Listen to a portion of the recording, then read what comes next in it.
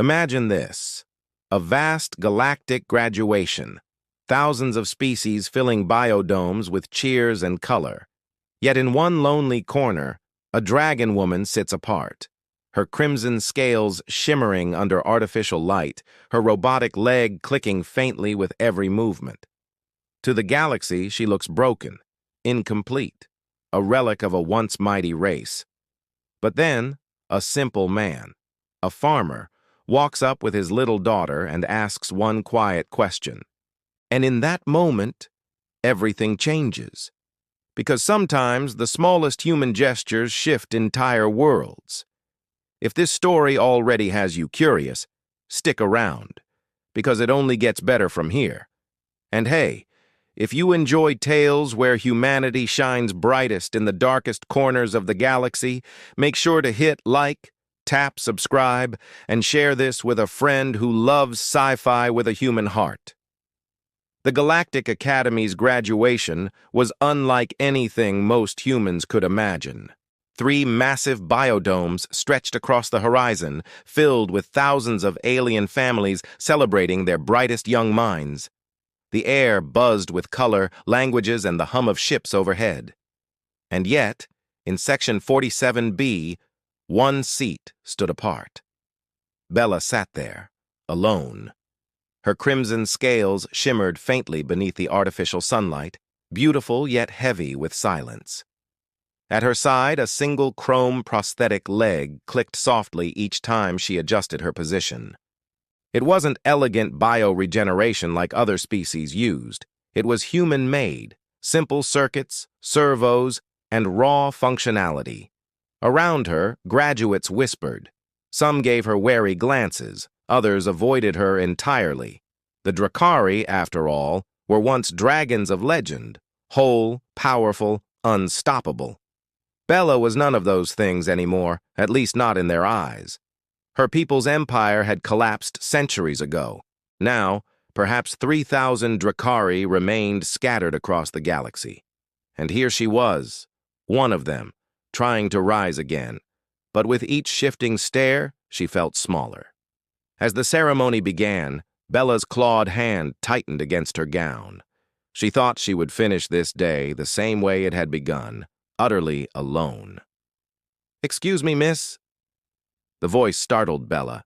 She looked up to see a human man, sun-worn, weathered, his hands calloused by years of work in the soil. At his side stood a small girl, clutching his fingers tightly, her brown eyes wide with curiosity. "Is this seat taken?" the man asked, gesturing to the row of empty chairs around Bella. Bella blinked. No one had dared come close, let alone sit beside her. For a heartbeat, she almost told him to leave. But instead, she rumbled softly, "They're all available." The man smiled, warm and unbothered, and sat directly beside her. The little girl hopped onto the other side, her legs too short to touch the floor.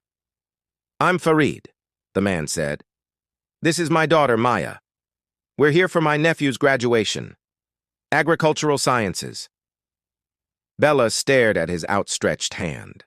Among her kind, casual contact with strangers was unthinkable. But humans were different. She had learned that much during her recovery. Slowly, she extended her clawed hand. His grip was firm, calloused, unafraid. "That's a pretty name," Maya chirped, her gaze fixed on Bella's scales. "You look like the dragons in my storybooks, but cooler. Is that leg a robot?" "Maya, don't be rude," Farid said gently. But Bella noticed.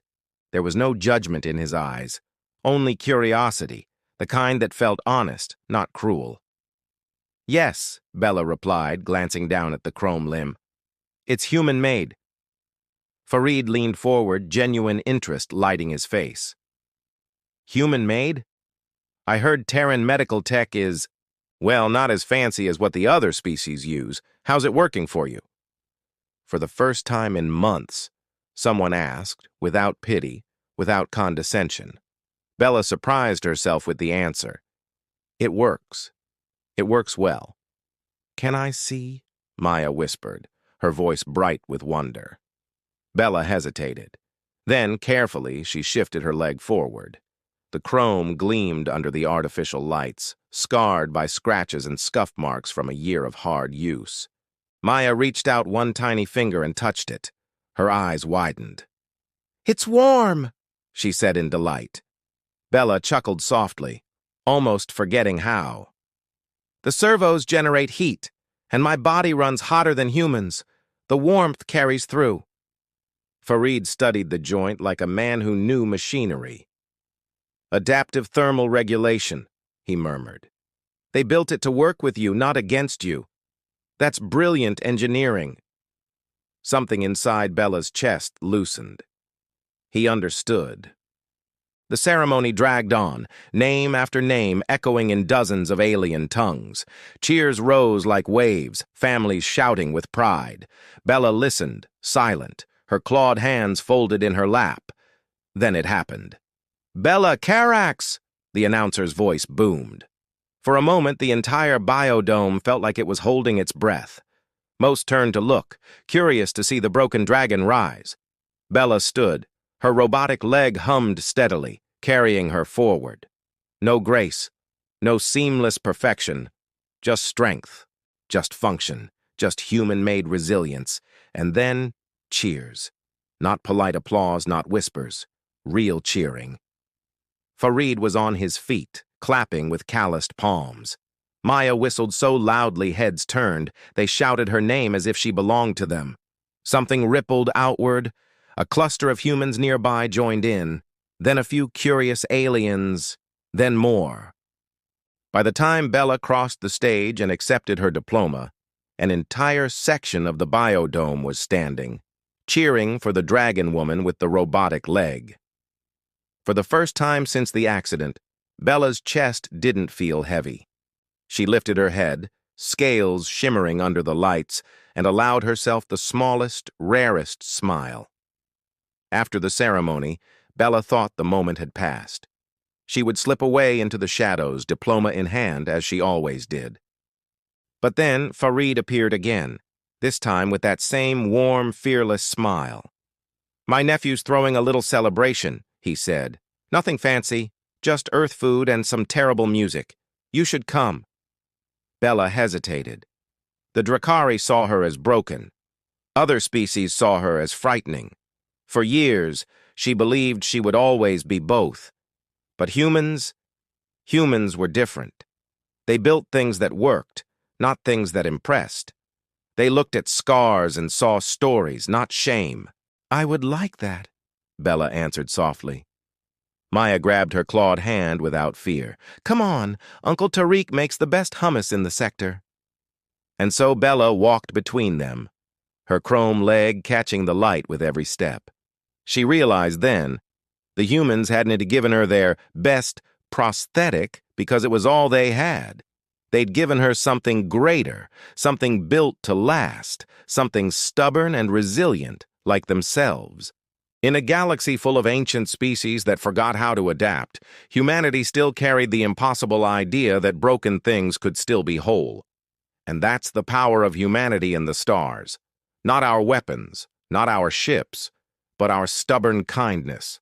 A simple farmer, a curious child, a seat taken beside a lonely dragon lady. And suddenly, the galaxy looks different. What did you think of Bella's story? Would you like to see more tales where human grit changes the universe? Drop your thoughts in the comments. I'd love to hear them. And if you enjoyed this journey, hit that like, subscribe, and share it with someone who loves sci-fi with heart.